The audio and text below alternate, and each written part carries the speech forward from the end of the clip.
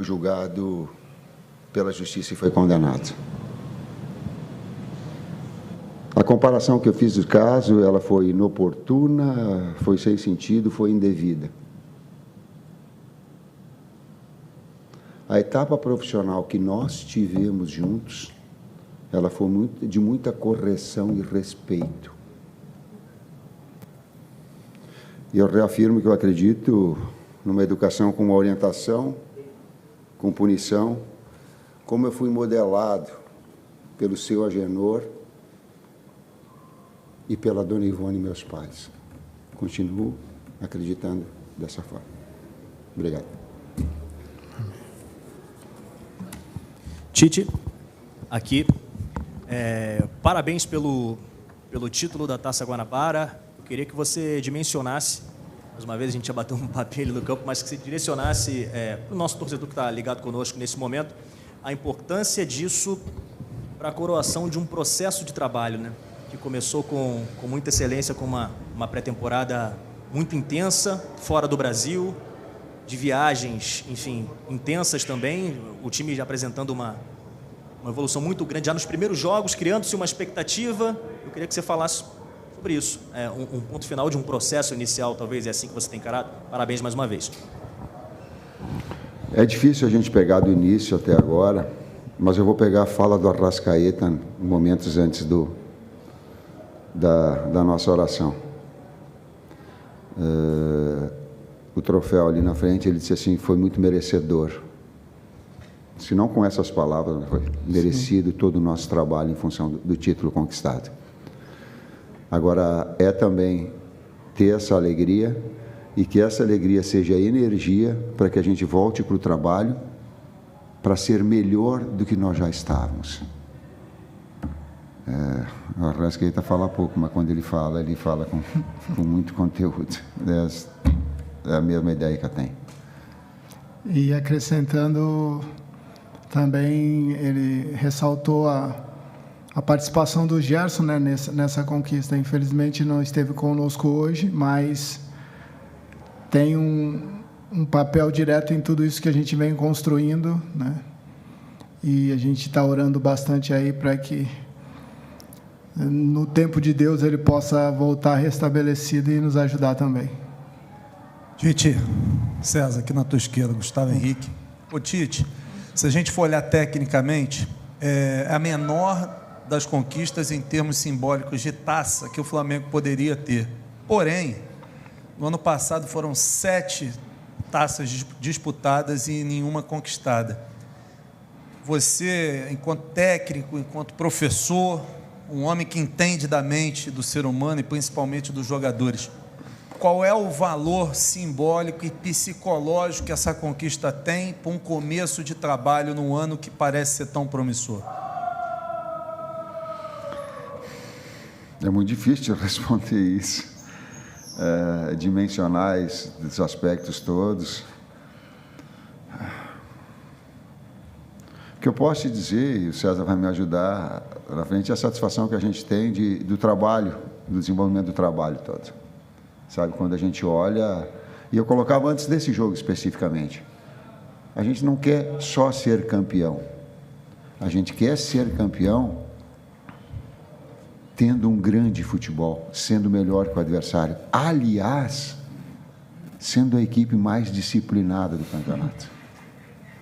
É a equipe mais disciplinada do campeonato, talvez com exceção de um cartão vermelho do Thiaguinho, no jogo contra o Nova Iguaçu, mas se pegar os cartões amarelos, todos, a equipe mais disciplinada. Então, para ganhar, não precisa apelar, precisa ser melhor. Talvez essa também mensagem a equipe passou. Interessante a resposta do Tite. Eu entendo também que maturidade e crescimento é você... Estou dizendo do meu caso, né? Eu não consigo fazer nada aquém do meu melhor. Então, independente daquilo que a gente esteja disputando, para mim é o meu 100%. Eu entendo a pergunta perfeitamente, porém, sim, a grandeza do Flamengo requer com que a cada dia que a gente saia de casa, a gente saia para fazer o nosso melhor. E é assim que a gente vem construindo essa estrutura, né, técnica e tática, e principalmente essa relação humana. Os atletas, assim, têm entendido bem que para que a gente possa produzir, a gente tem que abnegar de algumas coisas, abrir mão, não dá para ter tudo ao mesmo tempo. E acho que essa conquista significa muito isso, né? Vamos precisar de todos e todos têm que estar preparados. Boa noite, Tite. Boa noite, César. Aqui Sidão Marinho da Litoral News. Parabéns pela primeira taça com o Flamengo. Se vocês pudessem definir essa conquista em uma frase, uma palavra, qual seria o significado dessa conquista inicial com o Flamengo? E uma outra, se me permite, o Landim e o Braz falaram agora no gramado sobre o mercado de transferências, né? O Braz estava bem irritado com a questão do Campeonato Brasileiro não ser paralisado e disse que o Flamengo vai continuar no mercado. Fechou 3 contratações, o Léo Ortiz está chegando e ele disse que vai buscar mais contratações. Foi um pedido da comissão técnica, foi uma conversa que vocês tiveram, porque durante a Copa América o Flamengo com certeza vai ficar sem muitos jogadores titulares. Se a gente olha para o meio de campo, perde todos, a lateral esquerda pode perder os 2. E o Landim chegou a dizer sobre a transferência no mercado brasileiro, né? Tem uma janelazinha depois, que fecha o dia 7, você pode trocar jogadores dentro do futebol brasileiro. Queria saber disso vocês também. Obrigado e parabéns. Esse assunto é um assunto mais diretivo, né? Ele é de uma alçada que está acima de nós. A minha alçada é a alçada abaixo deles, né? Mas uma relação de conjunto, atleta e um círculo aí de trabalho. A primeira parte da pergunta essa eu não tenho, mas o Luiz talvez possa responder numa situação melhor para ti, com mais conteúdo. A primeira parte foi da pergunta. Uma frase. Eu não sei, equipe e solidariedade. Sabe por quê? Porque eu ia colocar o Matheus para jogar, o Matheus goleiro. E eu chamei e falei, Matheus, te prepara que eu vou te botar no jogo. Sabe por que eu ia botar o Matheus? Porque o Matheus teve a grandeza de não viajar conosco, abrir mão para ficar aqui nos 2 jogos, nos 2 jogos difíceis, sem ter uma equipe base, a equipe sub-20 está trabalhando, e ele coloca, professor, quero participar. Deixar de estar longe do técnico para não o conhecê-lo, porque o ano passado tinha 3 goleiros, agora só tinham 2. Dele não participar dos jogos preparativos contra o Orlando e contra o Filadélfia, não se apresentar para o técnico, não fazer a pré-temporada e ficar aqui, ele e o Heller trabalhando. Eu digo, esse cara merece, pela grandeza ele merece. Eu falei para ele, digo, te prepara que eu vou te colocar no jogo. Tem a grande chance de colocar no jogo. Chegou em determinado momento, ele se aproximou de mim e disse assim, professor, não precisa me colocar. O Rossi está muito perto de bater o recorde histórico do Flamengo. Não precisa me colocar. Tite, César, aqui no meio. Monique Danello, TNT Esportes. Tite, você acabou de falar um pouquinho sobre equipe, solidariedade.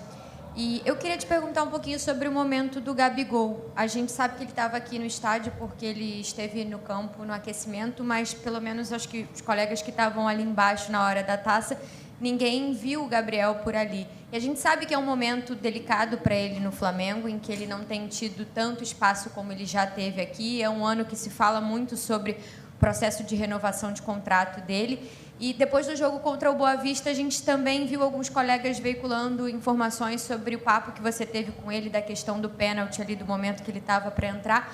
Como é que tem sido esse trabalho para resgatar esse Gabigol que já fez tanto por esse Flamengo e que em alguns momentos para a gente passa a sensação de que parece que está meio deslocado? Tu fizeste uma pergunta e, ao mesmo tempo dela, tu fizeste uma série de colocações a respeito dela. O que eu posso te colocar é a minha relação e a relação do grupo. O Gabi é um grande atleta e que precisa, tal qual os outros todos, estar na sua melhor condição, porque o Flamengo vai ganhar com isso. A equipe vai ganhar com isso. O Flamengo, enquanto entidade, ele é o máximo, acima de qualquer coisa nossa, individualmente. Ela é dessa forma. E ele machucou, infelizmente, ele machucou. E a última palavra, só para te passar uma informação, aí não é opinião, uma última palavra, antes de entrar em campo, a última palavra que fez para nós entrarmos em campo foi dele. Sabe o que ele disse? Valorizem muito entrar dentro do campo, porque é bom demais. Vocês não sabem o quanto é bom estar lá dentro. Saúde é fundamental, né? Então ele foi uma dessa integração. Boa noite, Tite, César, Rodrigo Cerqueira, Grupo Globo. Hoje o Flamengo teve 6 estrangeiros em campo, com a curiosidade que todos falam o mesmo idioma. Queria saber se em algum momento no futebol brasileiro você já teve um time com mais estrangeiros do que brasileiros. Como tem sido essa comunicação, essa resenha? Porque tem coisas que são comuns do futebol, do vocabulário mundial, mas tem coisas que são mais específicas, né? Eles devem falar de alguma forma entre eles e vocês com eles deve ser de outra forma. Queria saber essas curiosidades da sua carreira e dessa relação. É interessante a pergunta, né? Sim, a comunicação muitas vezes tem que ser repetida, né? Por não interpretarem bem. Eu joguei 2 anos na Espanha e então consigo nesse portunhol aí um pouco intermediar algumas coisas, mas eles sim, são cidadãos do mundo mesmo, né? Já jogaram com muitos brasileiros. Alguns estão muito tempo aqui, né? Então, enfim, isso não tem interferido tanto naquilo que a gente pretende passar, como naquilo que eles têm para perguntar. Nessa relação tem sido boa, né? E, sim, eu acho que é a primeira vez, né, minha, no caso, no Tite, eu não sei, de ter mais estrangeiros, no caso, do que brasileiros, mas o futebol hoje, essa parte de cidadania é muito relativa, né? A gente tem visto assim que, economicamente falando, o mundo tá globalizado, então, enfim, os destaques, independente da profissão, eles acabam sendo recrutados e a gente fica feliz, né, não só pela adaptação deles, aquilo que eles têm entregado para a gente, mas também porque eles vêm contribuindo não só por aquilo que tem, mas também ajudando, né? Como o Tite falou, do Arrascaeta, com a experiência internacional que eles possuem, na formação dos atletas, essa interação com a base também, enfim, são grandes profissionais, né, que têm nos ajudado bastante no dia a dia. Professor de Educação Física, formado na PUC de Campinas, vai responder. A comunicação se dá através da fala, da expressão fisionômica e do tom de voz. A linguagem da bola ela é universal nesse aspecto. E a outra brincadeira. Quando eles ficam falando rápido, não dá para entender. Eu digo, vocês parem de sacanagem de ficar falando rápido, que é código de vocês para ninguém entender, né? Porque se falar mais devagar, a gente consegue. Tite, aqui, Raíza Simplício, da Gol Brasil. Eu queria que você falasse um pouco sobre o De La Cruz, né? Ele chegou há pouco tempo no Flamengo, já parece super adaptado, especialmente ele foi deslocado, né, depois da saída do Gerson, está jogando um pouquinho mais ali atrás. Eu queria que você falasse um pouquinho sobre isso, porque o Gerson acabou saindo por uma lesão, mas o time parece que está evoluindo bastante com essa formação e com o De La Cruz jogando ali. Você ainda, com o Gerson retornando, você ainda pensa em deslocar o De La Cruz ou, de fato, vai ficar por ali, achou a posição dele ali? Eu não penso nada, é o campo, a bola que fala. Eu quero ter o Gerson, sim, de volta, todos os atletas, o Wesley que machucou, o Gabi, ter todo o poderio, né, para que a gente possa desenvolver o nosso melhor. Número 8, eu e o César jogávamos, mas quem jogava muito mais do que eu era ele, pode falar assim. Não, nós já sabíamos, né, dessa versatilidade do Nico, né? É um jogador que aos poucos vem entendendo não só o nosso modelo e contribuindo bastante. Enfim, são bons problemas, eu encaro dessa forma, né? O Gerson também é o nosso capitão, tem uma presença marcante dentro desse todo e mais soluções nós temos, né, para um ano aí de um calendário árduo, assim, mas A gente fica feliz com a evolução do De La Cruz e a gente vem entendendo o atleta também, né? Assim, não é só de lá para cá ele para conosco, nós também para com ele, e entendemos aí que nas duas maneiras podemos evoluir bastante. 2 atletas versáteis que trabalham em 3 funções com naturalidade. Tite, boa noite César, boa noite. Parabéns pelo título. Tite, eu sei que são muitas perguntas, mas vou lembrar de uma que eu fiz na sua coletiva de apresentação lá no Ninho, e a minha pergunta ainda, claro, era sobre aquele Flamengo do ano passado, que oscilava muito dentro das partidas, e o senhor sempre falou muito, e até depois daquela primeira coletiva, o senhor sempre falou muito em equilíbrio. Hoje, o Flamengo, inclusive, o senhor também fez questão de lembrar da situação do Rossi, né? Mas aí a gente fala de um time inteiro que não está sofrendo gols, está sabendo atacar, está sabendo se defender. Então, eu queria que o senhor falasse, dentro desse processo, e a gente está falando aí de 5 meses que o senhor está à frente do Flamengo, como é que o senhor acha que está o patamar do equilíbrio necessário para essa equipe para uma temporada inteira? Então, eu gostaria que o senhor fizesse essa análise, desde a sua chegada até esse ponto que o Flamengo já se encontra hoje. Obrigado e parabéns. Eu repito, ter equilíbrio é muito difícil, enquanto equipe e como pessoa. Eu tenho essa dificuldade. Às vezes a pessoa, pô, tu é tranquilo, tu é calmo, não sou. Eu procuro constantemente me equilibrar, porque é desafiador.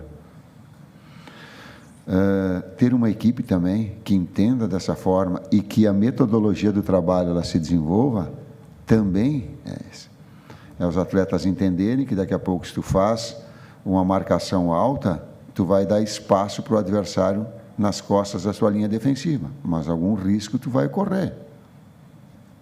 Mas na medida que tu consegue também pressionar, tu fica mais tempo com a bola, tu cria mais oportunidades, tu desgasta o adversário. Mas se em algum momento o adversário, de novo, equilíbrio, conseguir furar esse primeiro, vem bloco médio. Saiba jogar em bloco médio. Num terceiro estágio, ele conseguiu te empurrar para trás, tem que saber jogar em contra-ataque. Uma vez o Ancelotti fez essa resposta e disse assim, vocês estão falando que joga em contra-ataque. É muito difícil jogar em contra-ataque. É também desafiador. Procurar esse ponto de equilíbrio vai ser constantemente, e com as palavras do Arrascaeta dizendo assim, procurar evoluir. Esse estágio vai ter que ir para o melhor. Para o melhor. Para o melhor. Fez 3 gols, daqui a pouco a exigência, mais.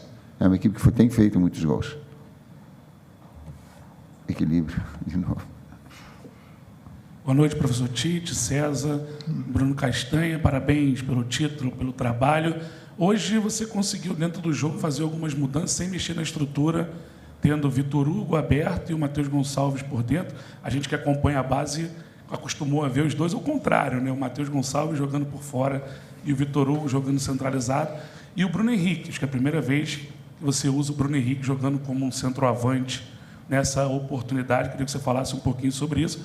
E acho que agora já pode falar sobre o Léo Ortiz, o jogador que você já convocou quando estava na seleção e que finalmente, depois de uma negociação tão difícil, né, chegando agora para reforçar o Flamengo. Obrigado. Às vezes o campo mostra certas coisas para a gente. O Vitor, pelo lado, ele tem uma capacidade, uma força impressionante. O lance pessoal, a condução, é impressionante, de uma recomposição no setor impressionante. O Matheus é um jogador de muita qualidade técnica, de muito refino, móvel. Porém, ele é de lado para dentro e o outro foi originário do centro. Porém, nos nossos treinamentos, eles têm entrado nos jogos da situação diferente, como aconteceu o Vitor pelo lado, o Matheus adaptando em treinamento também dessa situação, mas também sabendo que é do lado para dentro. E nós colocamos assim, deu uns 10, 15 minutos, eu falei para o Kleber, digo, olha, Kleber, lá, o que aconteceu? Eles trocaram. Eles trocaram um pouquinho, porque o Matheus se sente um pouquinho melhor fora, e o Vitor das duas formas. O Vitor consegue fazer as duas formas de atuação, as duas funções. Eu vejo importante, são jogadores ainda em formação e terem essa experiência, né, em 2 setores. Em crescimento, nós ganhamos com isso, né, e eles também, com esse tipo de jogo, né, jogando uma final, tendo a oportunidade de ter esses minutos em uma final, também agrega muito valor. E sim, a gente, nesse processo de conhecimento também, a gente vai entendendo o melhor deles dentro do nosso modelo e respeitando muito o que o jogo pede. Hoje nós já saímos com mais algumas alternativas aí. O Flamengo cresce com isso. Bruno ataca espaço pra caramba. Talvez seja o jogador que mais qualidade tenha de infiltração de toda a equipe. Ele é letal, talvez usando. Ele é letal. Eu lembro que no jogo ele entrou do lado e o Arrascaeta, sem olhar, pegou e meteu uma bola longa. Quando eu vi, quase na cara do gol. Então ele tem essas... E já jogou em outras oportunidades aqui também, nessa função. Sem esquecer, desculpa, de que a gente quer também a saúde do Fabrício, que ele saiu e preocupou. Eu espero que não seja também nada mais grave.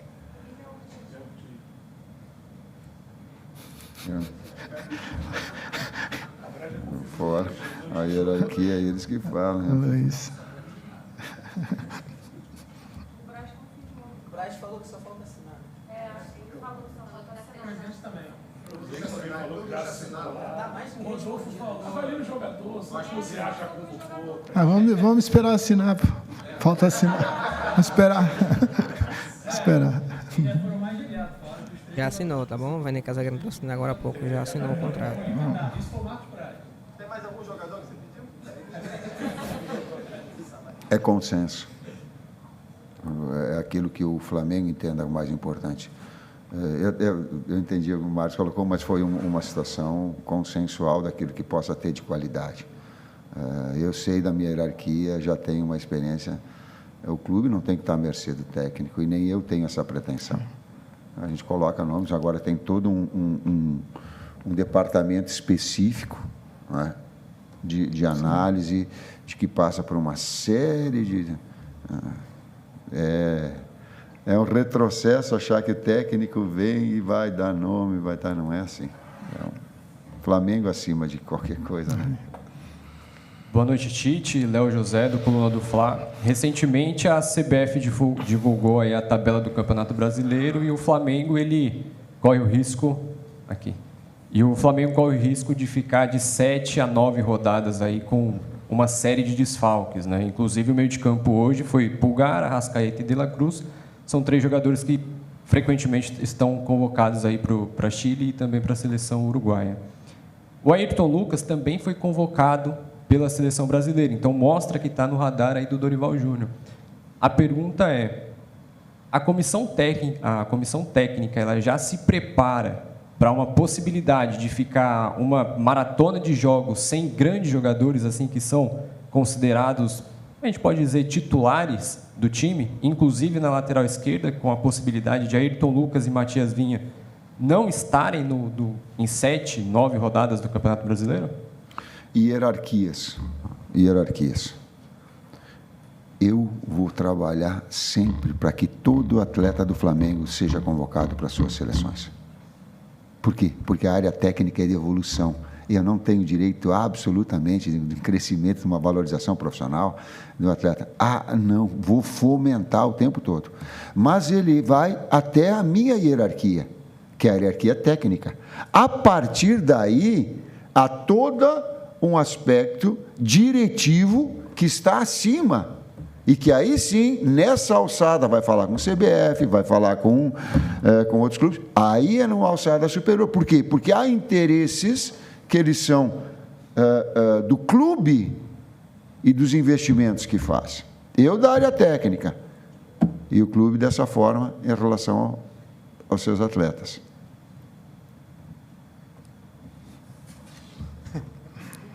Tite, César, boa noite. Aqui atrás, Gabriel Orfa, canal Paparazzo Rubro Negro. Antes de tudo, parabéns pelo título, pela grande campanha. Eu queria que vocês falassem um pouquinho sobre a presença dos jogadores jovens hoje, nesse jogo de hoje específico, no time do Flamengo. A gente tinha no banco o Verton, o Everton Araújo, o Diogo Alves, o Diegão estava lá em cima. Queria que vocês falassem um pouquinho sobre a importância de ter esses jogadores jovens, especialmente hoje, questão da taça, do título, e também, se o Tite puder falar, amanhã é o Natal Rubro-Negro, o aniversário do Zico, se você puder também mandar um recado para o Zico, para o Galinho, que com certeza está muito feliz com esse título de hoje. Obrigado e parabéns. É gratificante para a gente, né? Assim, a gente sabe que o DNA do Flamengo sempre teve a utilização de atletas da base, né? São atletas que fizeram por merecer essa oportunidade e vêm até aqui aproveitando essa oportunidade, contribuindo conosco. Em uma das primeiras entrevistas que o Tite disse, ele falou que utilizaria sim a base, não só por estar aqui, mas sim porque acredita que tendo jogadores formados aqui, esse DNA, eu posso até dizer da participação do Gerson mesmo, né? Assim, é um cara que você consegue identificar, até pouco tempo o Juan aqui com a gente, então eles conseguem agregar muita coisa para a gente, né? Nós que estamos chegando agora, né? Em termos da essência do clube, então acho que isso joga junto também, né? E esperamos que eles possam fazer o que fizeram na base, o que se trouxeram até aqui, né? O Igor também, o Everton Araújo, hoje, o Diego, como já foram falados, né? O que os trouxeram até essa oportunidade, possam aproveitar e repetir, né? Essa performance conosco, né? As chances estão aí nos treinamentos, né? Em jogos, e a gente está muito feliz com a participação deles. Última pergunta aqui. Agora do Zico. Zico e Sandra são exemplos de pessoa, de caráter, de conduta, de idolatria. Zico foi exemplo dentro do campo, agora na área humana. Na área técnica, foi o maior jogador mais completo que eu vi jogar. Mais completo que eu vi jogar. Cabeceio, competição, pé direito, pé esquerdo, bola parada, assistência, não é egoísta, colocava a equipe acima do...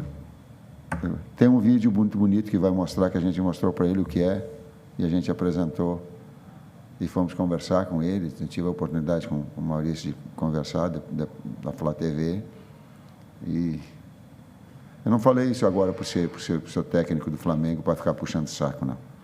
Ele ajudou a educação do meu filho.